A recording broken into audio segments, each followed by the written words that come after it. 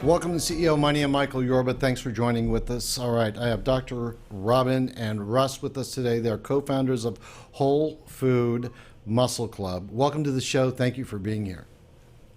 Hi, thanks for having us. Yes, thanks for having us. All right, give us some background on each of you. You have some great illustrious backgrounds, and I wanted to bring out some of the questions that I have for you about Whole Foods Muscle Club. Sure. So I am a psychologist with continuing education in nutrition. I'm also a former competitive bodybuilder. No, I'm a former competitive volleyball player. Sorry, he's the bodybuilder. I'm Russ. I've been in the health and wellness area for the last 40 plus years. I used to be a competitive bodybuilder as well as a trainer for the professional bodybuilding tour. Mr. Olympia Tour, you might have heard it called, yeah. Yeah, let's not leave that out because that's a real good accreditation. All right, now, Dr. Robyn, let me start with you. Bring in the concept of Whole Food Muscle Club, how it came about, and then Russ, if you would follow up and let us know what it does for everybody, how it separates you from everybody else in the industry sector.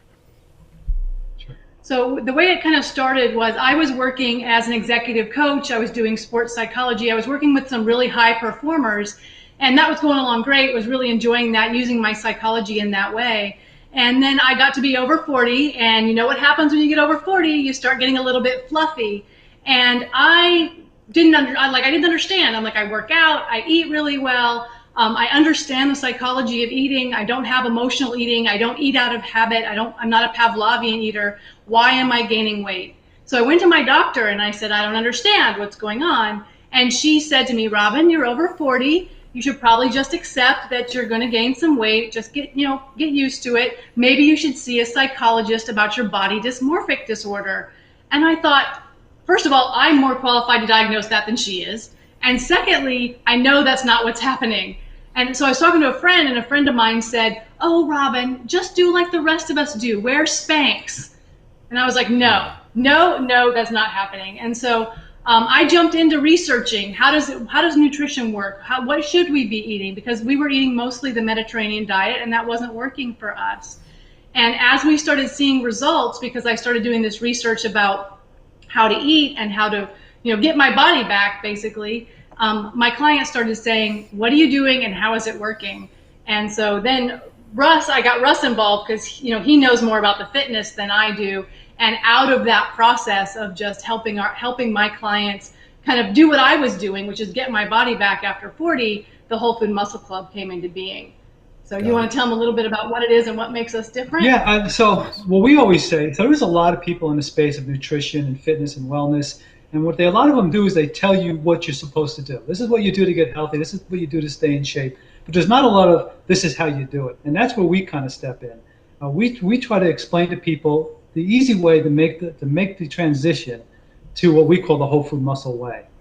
Right, to bridge that gap, because a lot of people have a lot of desire. They want to be healthier, they want to eat healthier, but they don't know how. And that's where the Whole Food Muscle Club came from, and that's how the book, How to Feed a Human, the Whole Food Muscle Way, came about as well. Where can we get the book?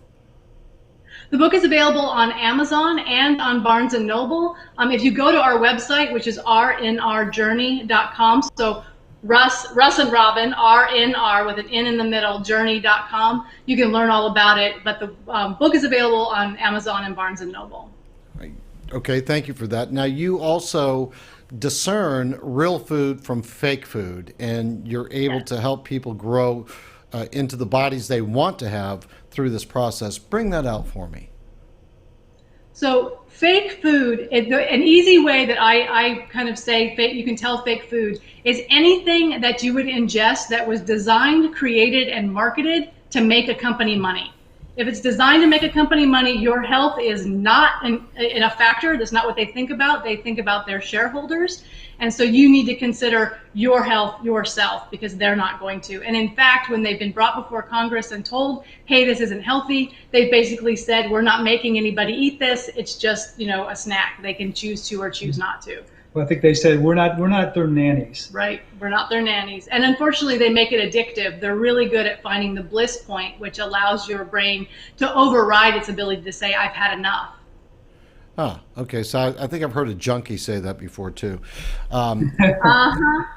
Absolutely. I mean, there's not a lot of difference between what happens there, whether it's a tobacco product or it's a food industry, discerning how they can continue to keep sustainability with their clients, and they're not too concerned about the body. I'm glad that you are. All right.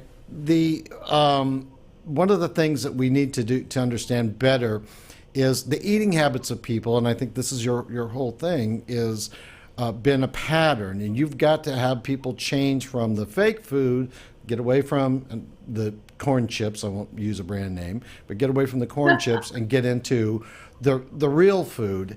That's got to be some kind of a hurdle, and that may be your separating point of being able to have success with your clients versus just throwing a book at them and say, read the book and do it.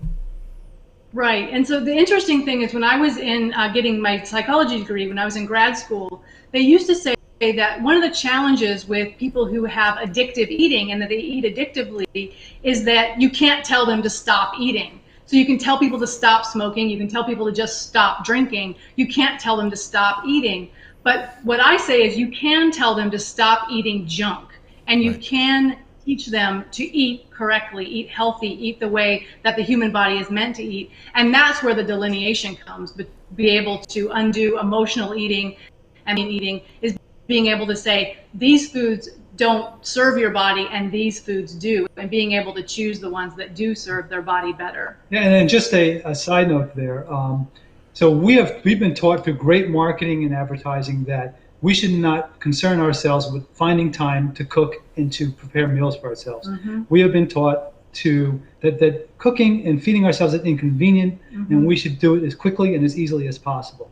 Again, great marketing, but not great for the health of the human. Right. When did our health become an inconvenience? And that's what's happened in our society, is keeping our health and keeping our eating habits well have become an inconvenience. And that's something we really question with people and help them kind of work through that. Now, it's not all about the food. It's also about the exercise too, isn't it? Yes, it's absolutely. As a former competitive bodybuilder, I used to be a personal trainer, and I work with people in nutrition. I always tell them, you can't out-exercise a bad diet. So you can spend a lot of time. We tried. We were working out 5 days a week, and still our cholesterol was going up, our weight was going up. And that's when we said, wait a second, what's going on here? For as much as we're working out, we shouldn't be having these problems. But when you feed yourself the standard American diet, or as they abbreviate it to say SAD, you're going to have these problems. But Russ does help people by building them workouts and helping them make sure they're getting the right workout for their body and their goals. He does workouts for people, which is, when's the last time you had a Mr. Olympia trainer build a workout for you? Never. That was going to be my next question, is the interactivity that you have with your clients, with the people that come to you to be better at healthy living and be more healthy. How do you interact with these people? How does this happen? So it's members of the Whole Food Muscle Club have access directly to our community page on our website, and they can ask us any questions they want. We interact, we answer the questions directly. We also do an Ask Us Anything live Q&A once a month, so they can, we just did it last night, where they can email us questions, or they can get on and live. It's a webinar where they can type in their questions and ask, so they can get support that way. And then for people who need more support, we also do one-on-one monthly coaching and consulting for people, and corporate wellness work. Let me dive into the corporate wellness as a last question on our first interview with each other. How do you work with corporations to create a healthier environment for the company? Because healthy employees, healthy C-suites make better thinkers and more innovative and better members of society. How do you do that? So there's a couple of different options. One option is for us to come in and do like an offsite where we do a day-long thing where we just basically teach them, share knowledge, help them understand, help them make some of these connections between what they're eating and how they're feeling. Because I think a lot of us disconnect the food we eat with how we feel, and we don't understand that the inflammation that we're creating in our body by eating processed food and not healthy food is creating inflammation in our brain, which makes our brains, slow down and not process as quickly. So that's one option. Another option is that some corporations will bring us in and have us do one-on-one plans for each executive individually. So it depends upon kind of what the corporation wants and their goals, and then we build a plan for them around that. Got it. All right, Dr. Robyn, Russ, thanks so much for being a guest on today's show. I hope to see you again, and we can talk about more case studies of how people came to you with their problems and how you resolved them, and now they're living more productive and healthy lives. It's been a blast to talk to you. Thanks so much for having us. Thank you. My pleasure. You've been watching CEO Money with Michael Yorba. Thanks for joining with us. Like us on Facebook, follow us on Twitter, and subscribe to our YouTube channel.